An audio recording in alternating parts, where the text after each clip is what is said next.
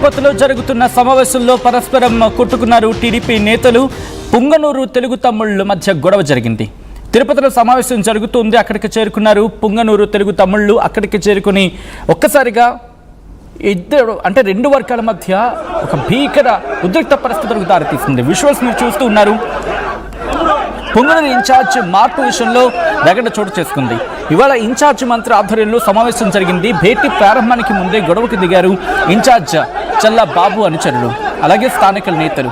వీరిద్దరి మధ్య ఇంకొకరికి మధ్య మాటల యుద్ధం పతాక స్థాయికి చేరుకుంది. దీంతో మాట పెరిగింది, చేయి చేసుకునేంత వరకు వెళ్ళిపోయింది. దీంతో ఒకరినొకరు పిడిగుద్దలతో దాడికి దిగినంత పరిస్థితులకు వెళ్ళిపోయిందంత అర్థం చేసుకోవచ్చు. విజువల్స్ మీరు చూడొచ్చు. చొక్కాలు చించుకునేంత స్థాయికి అక్కడికి వెళ్ళిపోయింది. రెండు వర్గాల మధ్య భీకర ఉద్రిక్త పరిస్థితులకు దారితీస్తుంది. విజువల్స్ మీరు చూడొచ్చు. ఒకరినొకరు దాడులు చేసుకున్నారు, పిడిగుద్దులతో అక్కడ దాడి చేసుకున్నారు, కొట్టుకున్నారు, చొక్కాలు చించుకునేంత వరకు వెళ్ళిపోయింది ఆ పరిస్థితి. ఈ కథనం కాస్త కలవరపరచచ్చు. దీనికి సంబంధించిన జాగ్రత్తలు తీసుకోవాలని ఆర్టీవీ సూచించడం జరుగుతోంది. This is disturbing content, video discussion is highly advised. మా ప్రతినిధి సురేష్ అప్డేట్స్ అందించేందుకు సిద్ధంగా ఉన్నారు. సురేష్, ప్రస్తుతం అక్కడ పరిస్థితి ఏంటి, దీనికి సంబంధించి పూర్తి వివరాలు ఏంటి?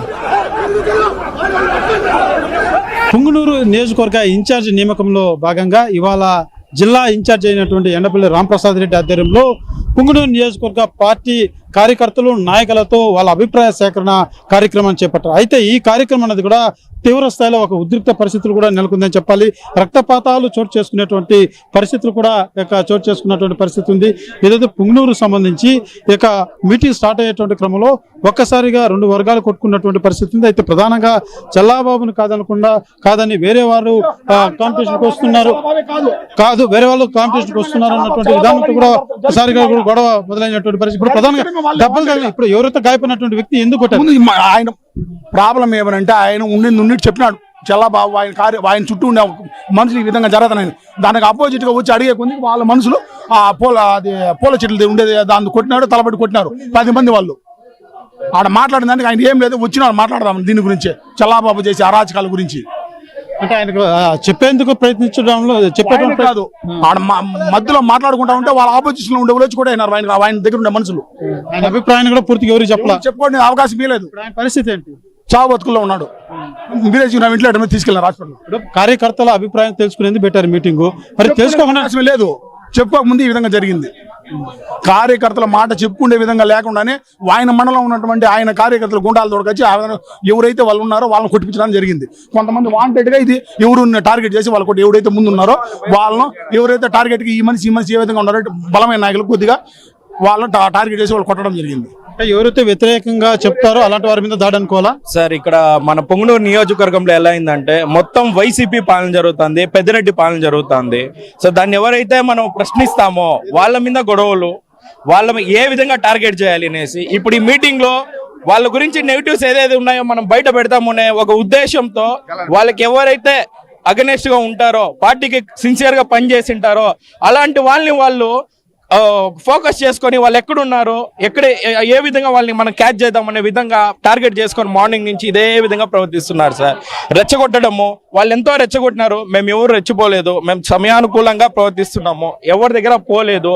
వాళ్ళు కావాలని ఎవరైతే ఉంటారో వాళ్ళకి అగనెస్ట్ గా, అంటే పార్టీకి సిన్సియర్ గా పనిచేయడం ప్రతి ఒక్క కార్యకర్తని వాళ్ళు టార్గెట్ చేయడం, కొట్టడం. ఎందుకంటే వాళ్ళ గురించి వాళ్ళు చేసిన తప్పుడు ఆరోపణలు ముందర పెడతారన్న భయంతో వాళ్ళు మమ్మల్ని వచ్చి టార్గెట్ చేసి మా మీదనే కావాలని అటాక్ చేస్తున్నారు సార్. గాయపడినటువంటి వ్యక్తి ఎవరు సార్? రాష్ట్ర ఎస్సీ సెల్ కన్వీనర్ సార్. ఒక ఎస్సీకే ఇక్కడ మనకి భద్రత లేకపోతే మిగతా వాళ్ళకి ఏ విధంగా భద్రత కల్పిస్తారు సార్? మా పుంగనూరు నియోజకవర్గంలో మంత్రి రాంప్రసాద్ రెడ్డి వచ్చాడు, మీతో మాట్లాడా? ఏం జరిగింది ఏమని? సార్ మంత్రి గారు అయితే మాట్లాడినారు సార్, చెప్పినారు నేను కేసు కట్టిస్తామనేసి. పుంగనూరు నుంచి ఒక 10 మంది పైన ఉన్నారు సార్, నేను కల్లారా చూశాను. పుంగనూరు నుంచి 10 మంది పైన, రొంపిచెర్ల, పులిచెర్ల, రాడ్లు, కత్తులు. మంత్రి వల్లనే వీళ్ళు పెరుగుతా ఉండేది, మంత్రి వల్లలే చంద్రబాబు మనుషులు కాబట్టి మంత్రిని చూసే వాళ్ళు పెరుగుతాను. ఎంత మాట్లాడుతూ మా రిక్వెస్ట్ ఏమంటే నిజాలు పార్టీ దృష్టికి తీసుకొని వెళ్ళి ఎవరైతే పార్టీకి ద్రోహం చేస్తున్నారో, కన్నతల్లి లాంటి పార్టీని వేరే వాళ్ళకి తాకట్టు పెడుతున్నారో అలాంటి వాళ్ళపైన యాక్షన్ తీసుకోవాలని మా రిక్వెస్ట్ సార్, అంతే, ఇంకేం లేదు. మాకేదో డబ్బులు ఇస్తారనో లేకపోతే వైసీపీ వాళ్ళ దగ్గర నుంచి మేము అమ్ముడు పోవడానికి రాలేదు సార్, ఇక్కడ పార్టీని బతికించుకోవడానికి వచ్చినాము. ఇప్పుడు కూడా మా రిక్వెస్ట్ ఒకటే, మీ వల్ల అయితే పుంగనూరులో తెలుగుదేశం పార్టీ ఇంత గందరగోళంలో మీ మాటలు మీ అభిప్రాయాలు సేకరించేటువంటి పరిస్థితిలో ఉందంటారు ఇక్కడ సార్ 200% లేదు సార్. ఇప్పుడు జరుగుతున్న దాంట్లో ఏంటంటే మేజర్ గా వాళ్ళే వచ్చి మనల్ని ఫోకస్ చేస్తున్నారు, మమ్మల్ని రానివ్వట్లేదు. లోపలికి పెడితే రారా బయటకు రారా కొడతా నా కొడక అంటున్నారు. మేము ఏ విధంగా లోపలికి వెళ్ళాలి? ఒక మంత్రి గారు, మాకు ఇన్ఛార్జ్ గారు, పార్లమెంట్ ఇన్ఛార్జ్ గారు, ఇంతమంది ఉన్నా వీళ్ళు ఇంత దౌర్జన్యం చేస్తా అంటారు అంటే అది వైసీపీ వాళ్ళు ముందర దౌర్జన్యం చేసి అంత దమ్ము లేదు సార్ వీళ్ళకి. వాళ్ళ దగ్గర ప్యాకేజీలు తీసుకుంటారు.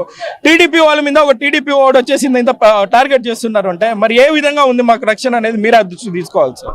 ఏదైతే ప్రధానంగా ఇక్కడ పార్టీ కార్యకర్తలు నాయకుల యొక్క అభిప్రాయాన్ని సేకరించే దిశగా కూడా ఈ మీటింగ్ అన్నది కూడా ఇక్కడ కండక్ట్ చేయడం జరిగింది. అయితే ప్రధానంగా ఇక్కడికి వచ్చినటువంటి ఉదయం ఏదైతే తమ్మలపల్లి నియోజకవర్గం సంబంధించి మీటింగ్ సమావేశం జరిగింది. తర్వాత పుంగనూరు సంబంధించి కూడా ఈ యొక్క సమావేశం ప్రారంభమైనటువంటి నేపథ్యంలో ఒక్కసారిగా ఈ యొక్క ఉద్రిక్త పరిస్థితులు కూడా దారితీసిందని చెప్పలేదు. ప్రధానంగా కేవలం ఆ పార్టీలో సంబంధించి ఏదైతే ఈ యొక్క అభిప్రాయాలు తెలియజేసేటువంటి అంశాన్ని అక్కడ ఉన్నటువంటి వారు ఒకరికొకరు వాళ్ళు మాట్లాడుకుంటున్నటువంటి తరుణంలో ఆపోజిట్ వ్యక్తులు విని అతని మీద దాడి చేసినట్టుగా కూడా తెలుస్తుంది. ఆ దాడికి గురైనటువంటి వ్యక్తి కూడా ఎస్ఎస్ఎల్ ప్రధాన కార్యదర్శిగా కూడా రాష్ట్ర కార్యదర్శిగా కూడా తెలుస్తుంది.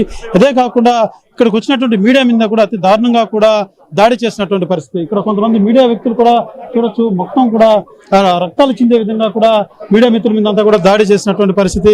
చెప్పండి, ఎందుకు మీరు ఏ క్రమంలో దాడి జరిగింది అక్కడ? అయితే మేము వృత్తిలో భాగంగా ఇక్కడ జరుగుతున్నటువంటి పొంగనూరు కావచ్చు, తంబాలపల్లి నియోజకవర్గం సంబంధించి ఈ రోజు ఏదైతే ఉన్నట్టు అభిప్రాయ సేకరణకు సంబంధించి మీటింగ్ అయితే జరుగుతుందో ఇన్ఛార్జిని మార్పు విషయంలో కవరేజ్ చేయడానికి వచ్చాం. అయితే భోజనానికి మీడియా వెళ్తున్న క్రమంలో అక్కడ ఒక్కసారిగా తెలుగుదేశం పార్టీకి సంబంధించిన వాళ్ళే కొట్టుకోవడం, ఒక వ్యక్తికి తల పగిలిపోవడం మాకు సమాచారం అందండి. అక్కడే పక్కన ఉన్న మేము ఆ గలాటను చిత్రీకరించేదానికి వెళ్ళాము. అక్కడ ఉన్నటువంటి TV5 కెమెరామ్యాన్ మీద అయితే అక్కడ దురుసుగా ప్రవర్తించడం, అతన్ని తోసేయడం జరిగింది. దాన్ని నిలదీసేదానికి వెళ్ళినట్టు మా పైన విశిష్టరహితంగా అక్కడ ఉన్నటువంటి తెలుగుదేశం పార్టీకి సంబంధించినటువంటి ఒక వ్యక్తి తీవ్రంగా గాయపడడం జరిగింది. ఆ క్రమంలో నా షర్టు చించి నాకు బ్లడ్ వచ్చే విధంగా కొట్టడం, నాతో ఉన్నటువంటి మీడియా ప్రతినిధులు కూడా సరే పిడిగుద్దులు కుద్దడం జరిగింది.